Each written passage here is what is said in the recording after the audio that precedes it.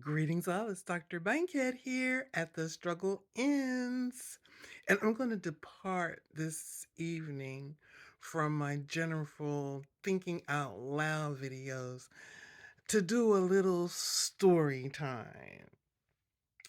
So, back in the mid 80s, I was scheduled to have surgery. And this was during the height of the AIDS epidemic. And I had my partners, and we weren't using umbrellas. Yes. So, in preparation for my surgery, I donated my own blood because I understood that there might come an opportunity during the surgery for the necessity of additional blood infusion, and I wanted to make sure that the blood I got was the blood I gave. So I had scheduled to have some blood taken at the blood bank. And when I went to have the blood taken at the blood bank, staff woman made sure that she told us, "We will not contact you under any circumstances unless there's a problem with your blood." Mm. And so I donated my blood. And that was on a Thursday. And when I got home from work on Friday evening after 5, there was a message in my voicemail on my phone. There weren't any cell phones at that time. And the message on my voicemail said, "This is the American Red Cross. Please contact us as soon as you receive this message." This was Friday after 5. And I immediately freaked out because I recall the woman saying quite clearly the day before that we will not contact you unless there's a problem with your blood.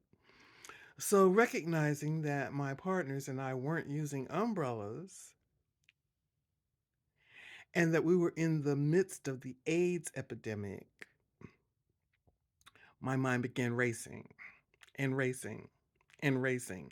I tried to calm myself down. I tried to tell myself there was nothing with my blood. There was nothing wrong with my blood. There was nothing to worry about. Mm. And no sooner did I tell myself that than the thoughts began creeping into my mind again that the woman said they weren't calling me unless there was something wrong with my blood. And within a half an hour, I was totally freaking out. I tried to contact the American Red Cross and their offices were closed. I was told that they would be returning on Monday morning. And I recognized that I was not going to survive the weekend because I was starting to freak out in a half an hour and I had 2 whole days to go. So I hit the yellow pages. This was before we had cell phones, thankfully.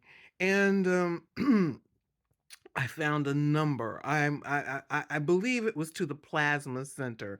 I found a number that I was sure I was going to get an answer because it was the weekend and I knew I wasn't going to survive the weekend.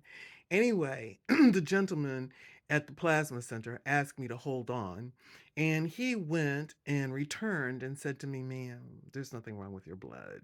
And I said, "How do you know?" And he said, "Ma'am, if there was something wrong with your blood, it would have been returned." And I checked all the records of the blood that had been returned, and yours was not included. And I had some relief. I had some relief. I still had some concerns, but I had some relief.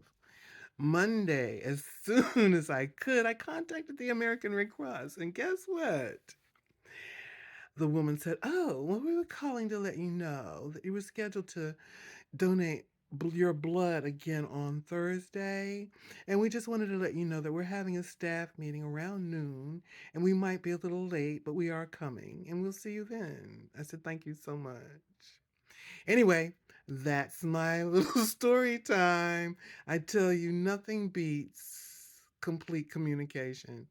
I'm sure that it wouldn't have been too terribly confidential for them to have left me an entire message, especially since it was only me and it was only my phone. Anyway, this is Dr. Bankhead at the Struggle Inn. I hope you got quite a laugh from my story. Have a great evening.